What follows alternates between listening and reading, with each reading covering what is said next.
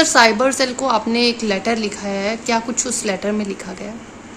जी, ये आजकल इस समय में जो हम देख रहे हैं कि आजकल ये रील्स का ज़माना है और इसमें लचर, पोर्नोग्राफिक और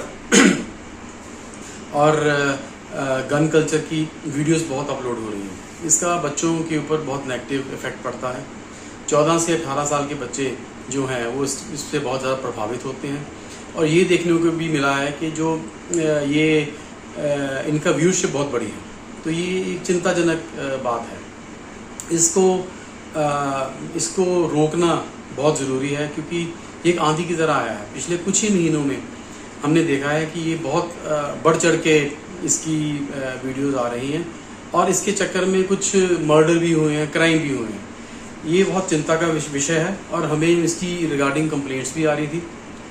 उस पर संज्ञान लेते हुए कमीशन ने ADGP साइबर क्राइम इनको पत्र लिखा है। उस पत्र में उनको ये कहा गया है कि ये जो कंटेंट जो डालते हैं सोशल मीडिया पे इनको रोका जाए।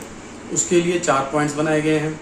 पहला पॉइंट है कि जितने भी ये कंटेंट्स हैं जिसमें लचरता है, डबल मीनिंग है, गन कल्चर है, ड्रग्स के ऊपर है, ये सबको रोका जाए, इनको बंद किया जाए। और दूसरी में हमने ये लिखा है कि क्योंकि एक सेल बनना चाहिए उन्हीं के ऑफिस में, उन्हीं के जो हेडक्वार्टर है, जो कि इसको मॉनिटर करे और कॉन्टिन्यूस मॉनिटर करे। क्योंकि अगर एक बार आज हमने इसको रोक लिया तो इसकी कोई गारंटी नहीं है कि आगे भी ये रुका ही रहेगा। आगे भी क्राइम ये लोग डालते रहेंगे और हमें उस तरीके से कॉन्टिन्यूस एक एफर्ट करना है। तीसरे में कहा गया है कि अगर मान लीजिए इंडिया से नहीं कहीं बाहर से ये लिंक लोग डाल रहे हैं, इंटरनेशनल कहीं यूरोप से, अमेरिका से या कहीं और से, तो उनके जो लिंक्स हैं उनको ब्लॉक किया जाए और ताकि जो लोग ये चालाकी कर लेते हैं कि हम इंडिया से नहीं बाहर से डालेंगे तो कैसे रोका जाएगा, तो उनको भी रुकना चाहिए।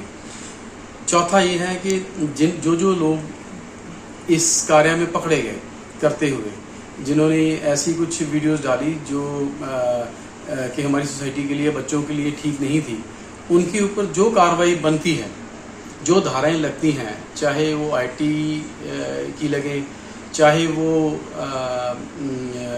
पॉक्सो की लगे या फिर BNS की लगे, जो भी बनती धाराएं हैं वो लग के उनके ऊपर FIR की जाए और उनको अरेस्ट किया जाए। Thank you.